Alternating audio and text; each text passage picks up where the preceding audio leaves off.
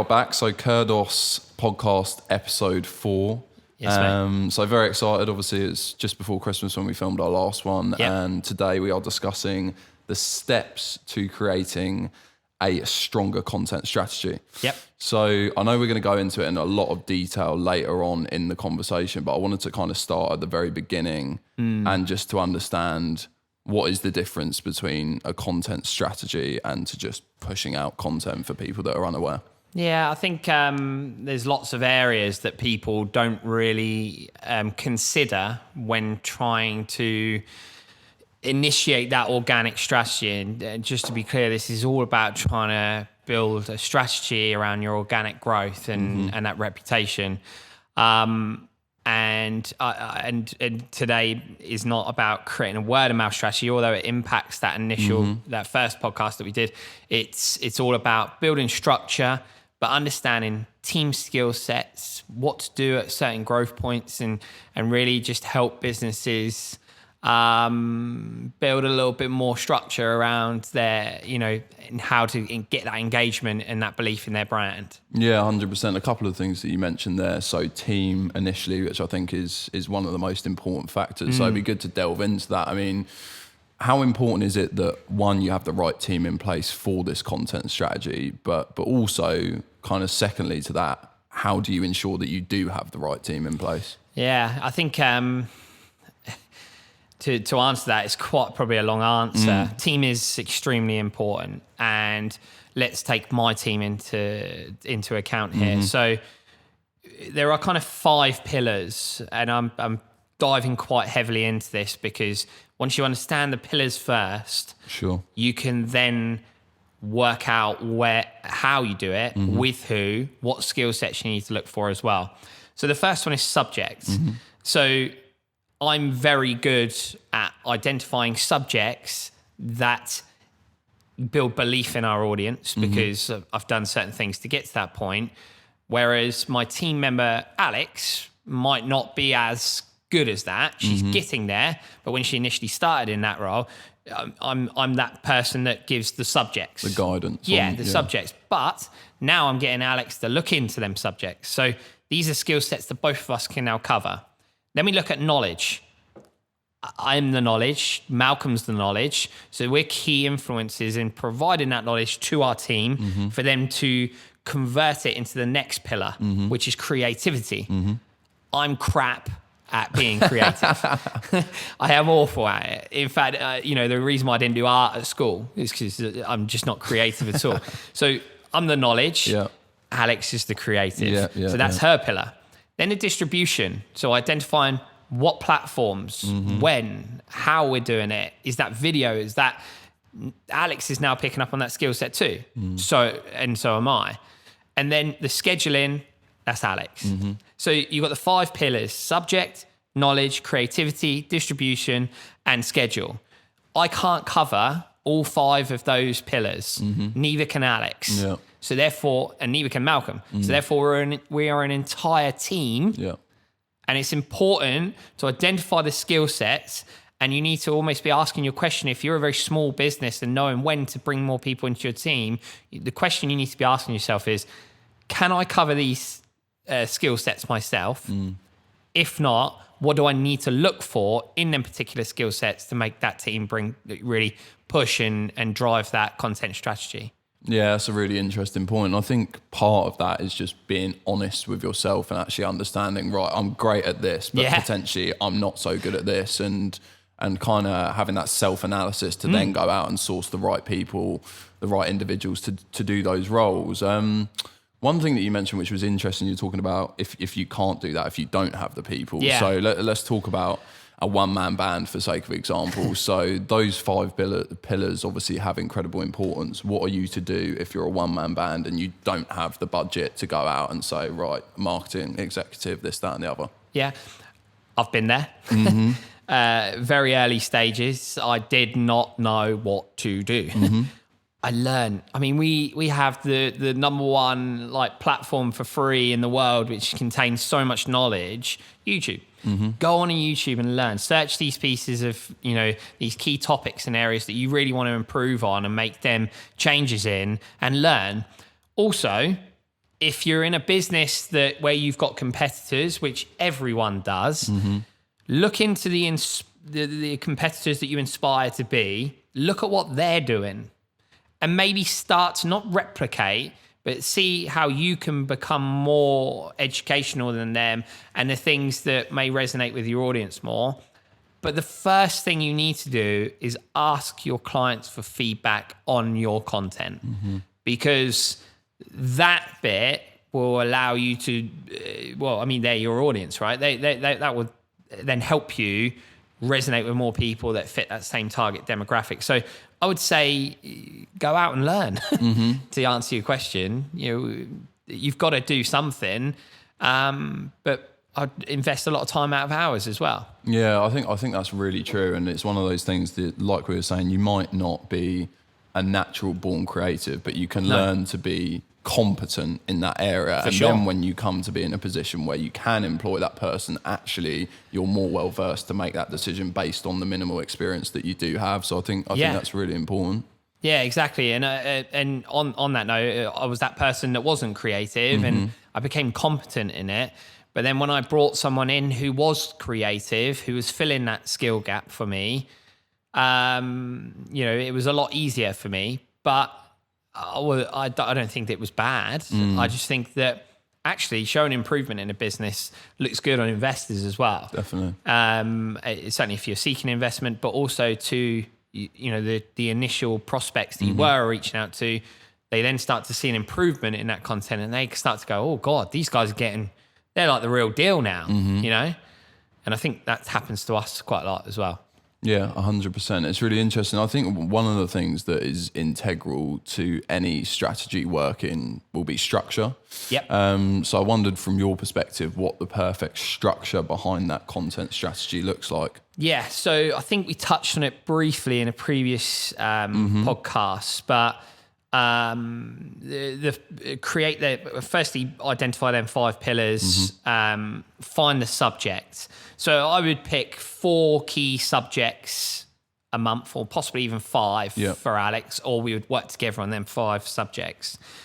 I would then give that knowledge, whether it's via this or via a video interview with someone, or maybe even just sitting with Alex for half an hour or sending her a voice note. So then I build the knowledge. Then what we would do is create a timeline across the next 6 weeks where we would post anywhere between 4 and 5 pieces of content, different content, changing it up. That's really important. Don't just post 5 just creative posts of like a piece of like a visual. Yeah.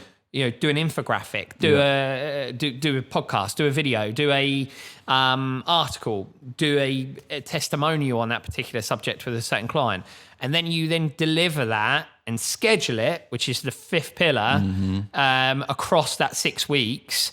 You almost need to learn how to repackage and change that piece of content quite a lot to make sure it's consumed in different ways. A good example of this, going back to the Josh Mitchell thing, we spoke about events and the importance of events. Then there was an interview about that event. There was then an article. Then there was several pieces of content and insight as to why more companies need to do it. And people who come up with a great subject and just post it once, where you need kind of 5 or 6 different versions of it to really get the message across, which people fail at quite a lot. It's quite funny actually, because I see people doing what I used to do, and now I see it, I'm like, wow, that's a waste of time. You may as well not even post it. That's true. That is very true. And how would you find it, and this is more out of interest than anything, in terms of engagement? So let's say, you pick the subject and you do 5 different posts in different variants of content on that subject. Do you find by like the 4th, 5th, 6th post that actually your engagement is better than the initial because people are getting used to the message, if that makes sense? Varies. It should do, and I should be sitting here saying it does. But I would say that sometimes not, but the ones that are is relevant to, who are in your ICP, who you're targeting from an outbound strategy, if they then see and agree with them 5 key stages, actually not even just someone who's in your ICP, this is a good example. A gentleman reshared one of my podcast posts a couple of days ago, the one that we did last week about the LinkedIn side of things, the LinkedIn ads. And he just shared it, and I said something like, "I categorically agree with Joseph Sadler here." And he went in depth on the message as well. Now he works in like an IT telecoms business or some, I think so. I should know that, he's a friend. But just by him then sharing that, I've then got 2 people asking me questions. Yeah, and actually, sometimes we focus on how does this resonate with our ICP, but actually, how can I get people who need our advice to generate opportunities of their own, or who are advocates of our strategy to engage with it as well? Because that's where I'm going to get the sales from. It's not just I'm not just doing it for our audience. I'm doing it so I capture someone else's interest who likes it, and they go, "Wow, I just saw this through, Kevin or Dave or whoever, and then all of a sudden, they're in your funnel because someone agreed with what you said, and they're passionate about sharing that as well. And I think that's what people really need to think about as well. Not if you do it once, it's not going to work. Yeah, for sure. So it's that consistency element. And I do want to come on to that, but just picking up on a couple of things that you said then. You mentioned about generating the sale. You mentioned about it's actually a waste of time. If you do one post, you may as well not post in the first place. So I know you spoke about an analogy which was quite interesting when analysing the effectiveness of the sales side of things from this content strategy and actually weighing it up against how much time do you spend on lead generating one MQL, for sake of example, against this side of things. So for someone that's potentially hesitant to adopt this strategy and to look into it, how would you compare it to that lead gen side of things? Okay, so first of all, let's break it down into steps. So say if you received 1,000 leads, actually, even before you do your lead gen strategy, let's break it up into 9 stages. So stage 1, no answer on that lead. Stage 2, answered but unqualified. Stage 3, answered, long-term callback due to not reaching qualification levels. Step 4, qualified, move to discovery.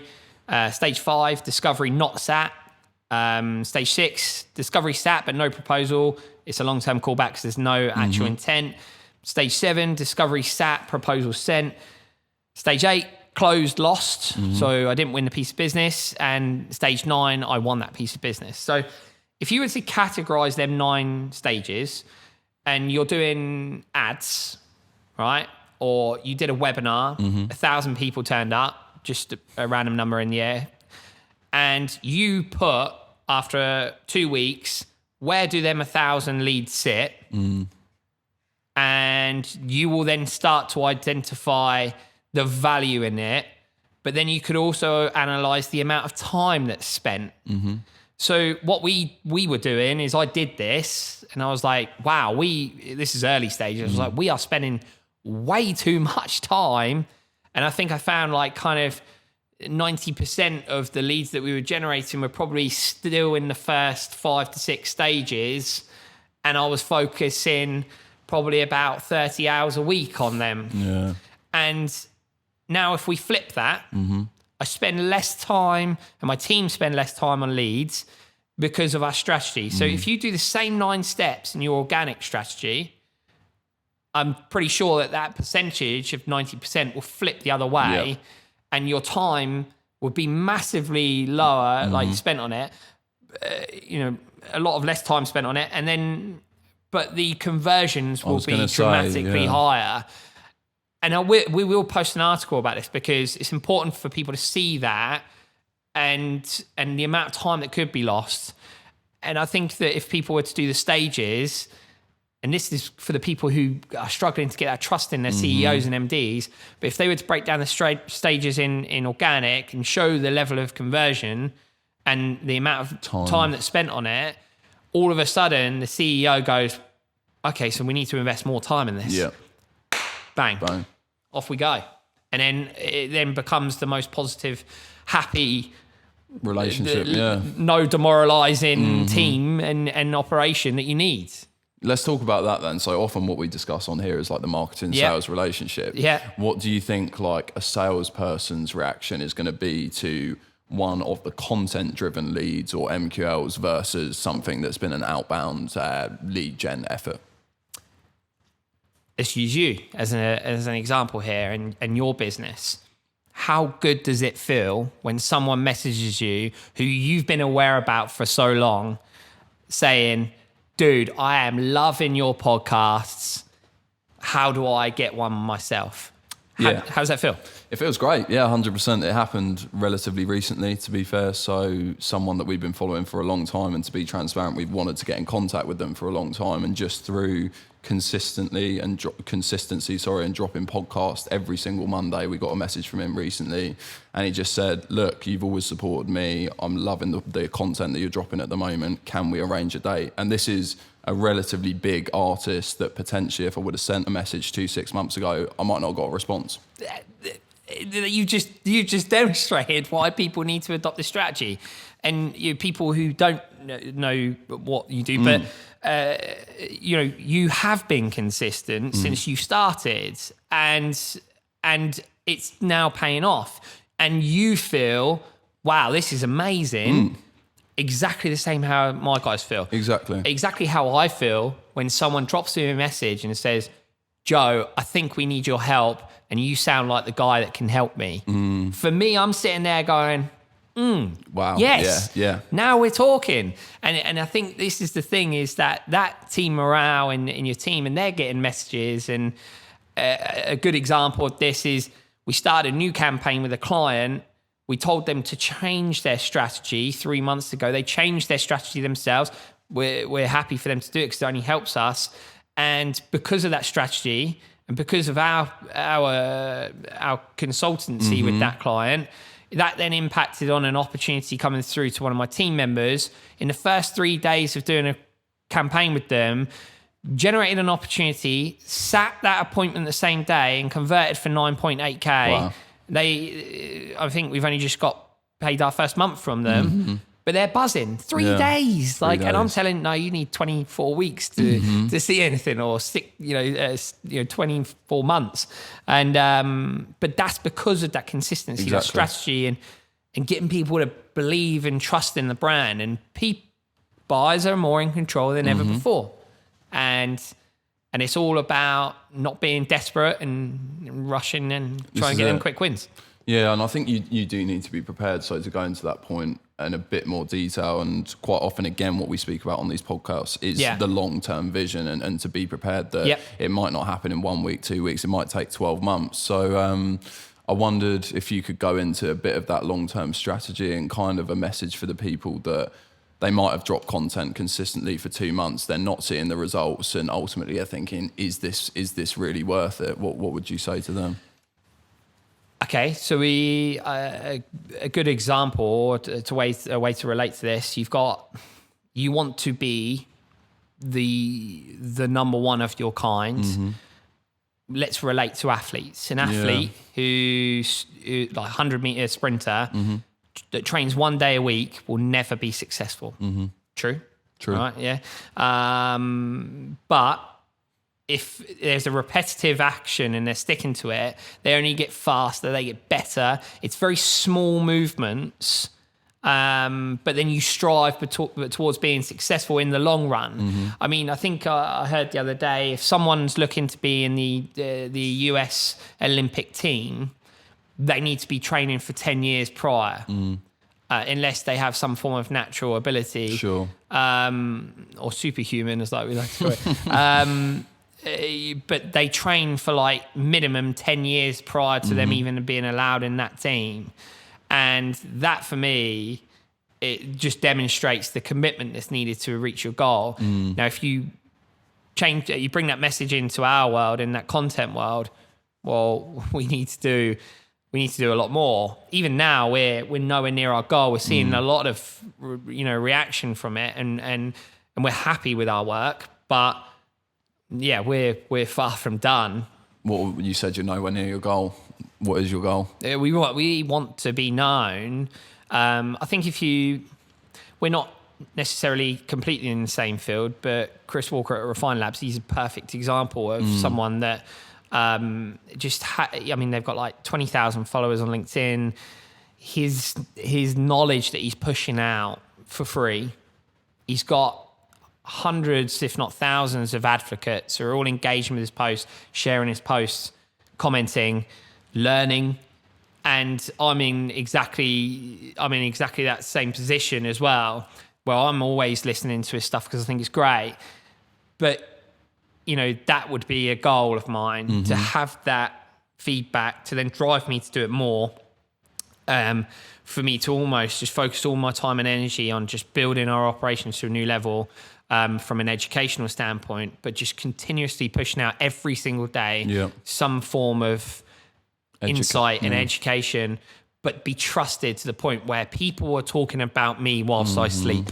That and our operation and our methods and our mindset. And I think that's the goal for me now. It's achievable as well. It's 100% achievable. So it's a good one. I wanted to ask again. Just from my perspective, it's always interesting to understand goals, and with you, it's very clear that there's a solid plan to get to that goal, and that's one of the most important things behind having goals is that stringent plan, which you've absolutely got. One thing again that I'd love to delve into, and again something that I've experienced, I'm sure that you have as well, and this is just kind of just being very real with the people that are watching and listening. So let's say you've spent a long time analysing the subject that you want to dive into. Then you spent a long time creating this piece of content. You're really confident in how high of a quality the content is. You push it out and it doesn't get the reception that you feel it deserves. How do you feel at that moment in time? But how do you get over that feeling of what I'm guessing is an unjust kind of demoralisation? Okay, this is a good one. I don't feel that anymore. And I think the thing is I gave you an example before this started. We posted out a video and I thought, well, it might be wrong timing. But actually, I've now started getting to the mindset of build a bridge, get over it and repackage it. And all I'll do is essentially change it up. Maybe my hair didn't look good enough that day. I don't know. But if you think about it, when you start to go, okay, well, I still believe in it. I'm still going to post about it. This is still the right way because it works for me and it works for my clients, right? So I'm not going to shut up about it, but I'm just going to change it up a bit. I'm going to change it up, post it at a different time, and just go again. And eventually, and the funniest thing is like, I've done this before where I've posted something and I'm like, that is going to get, see me 12 months ago, I'm like, that post is banging. That's going to get so much engagement. So many people are going to agree with it. I think it had like 1 like or something. And it's like... We've all been there though. Yeah. And then 15 days later, we've posted about it the third time and there's 27. And then all of a sudden, we then get a message or something. And it's like, I think if you're feeling a bit demoralized and you're worrying, and I see it all the time. I see someone pop up, they post for several weeks, and then they stop. And I think that's just purely based on the fact that they've given up way too soon. And you're an example of this, mate. You didn't give up, and look, it's paying off, from an organic lead generation funnel, essentially. You're doing well, mate. Yeah, 100%. Appreciate it. Definitely appreciate it. And the one thing... Again, so which is really poignant to what we're discussing today, you said, so the first post you put out, it got 1 like. The third post, it had 20 odd or however many you mentioned. And that's just testament to the fact that actually when people get used to what you're posting about, by the third time, I've kind of seen this topic before, I kind of recognise it, they're more inclined to engage with it as well. So that consistency from a topic perspective is also hugely important, and you're reaping the rewards of that as well. Yeah, you don't know what they've been discussing that day either. I always find that the funniest moments are, I was literally speaking about this in my meeting yesterday. And you're like, well, I posted about this 17 times before, so why haven't you reacted before, mate? But it was just perfectly good timing. And then you just don't know when these people, it's going to resonate with them, or when it's a focus. I'm a business owner. Sometimes content and this part of my business is not my focus. and them days, if I've looked on LinkedIn and I see something I agree with, I might not engage with it because it's just not in my mind. Well, this is it. And I think it is sometimes about putting the shoe on the other foot, for sake of example, and saying, oh, well, did I see something that actually I quite like today, but I didn't engage with it? Yeah, the answer is probably yes. So it's about understanding that sometimes people might not have the time, but there will come a time when it's the right time for them to engage with it if you're consistent. So I think that's the really important message here. Yeah. So, absolutely. And I think people just, it goes back to that procrastinating and worrying state, and people start thinking that they're doing it wrong. And I think, well, actually, go back to basics, speak to your current clients, get a bit of advice from them, share that content, maybe try something new, but go back to them pillars. Like, what skill sets do I need to work on? The pillars are a great thing. And I'm glad that we've brought it into our operation. Look at your staging of your lead funnels and your conversions and your time that you spent, because that will also help you get past the CEO. True. You can almost build on that. So I've got an example here. I actually spoke to someone who... Sorry? Oh, please. Yeah. Go for it. So, I spoke to someone the other day who said they're struggling with the shift recently around moving towards a more demand or revenue focus, right? And I told them, work out the cost spent on the number of leads, the miles that you're driving, the hours on the demos, and build a financial case. But don't take it to your CEO. And if you have a CFO or a financial director, say, can I get some time in with you? Because I feel that I think that I can save the business money. And what FD or a CFO is going to be like, no. Then if you get the FD and CFO on board, they will be telling the CEO, Joe, you need to do this. A CEO pays an FD or a CFO to tell them. They're almost, the roles reversed in that case, where it's like you're spending too much money, that type of thing. And you need to maybe try and speak to your finance team. And if you don't have a finance team, build that case. Maybe deliver it to the CEO in a different way. Video. I think probably I've seen a couple of people lately who have said, wow, one of my team wanted something to resonate with me, but they delivered it to me in this way. Like, they built a business plan within my business. Like, yes, that's using your initiative. And that will help you get to that shift and struggle. It's also one of the pillars, creativity. Absolutely, which I'm cack at. There we go. But no, it's a really good story, and I think it's important to summarise that point is to say that treat the CFO or the FD as an influencer towards getting your decision heard and getting the decision made. So yeah, it's a really great initiative and the point that you make. I think from my perspective, there's some great bits there, and it's the majority of stuff that I wanted to delve into. And I actually think it's been probably my favourite episode in terms of value for the people. I'm confident that everyone will resonate with this. But as always, was there anything that you kind of wanted to go into or say to the people before we tie up? Yeah, I think people need to almost build brand advocates within their business. And influencers of the brand. If you have people in the business who are well reacted to on when they do post, and maybe incentivize them. Maybe look at ways that, or actually, it should be natural that everyone in the business posts about it and wants to post about it. And actually, you could probably build that in the early stages from the onboarding period when you bring in someone and inducting someone in the business. But I do think that the more that people see what you deliver as a company, the more they feel appreciated, will naturally post. Yeah, agreed. But maybe if you're not quite getting that, train people in the message behind it to almost get them to build their own versions of it.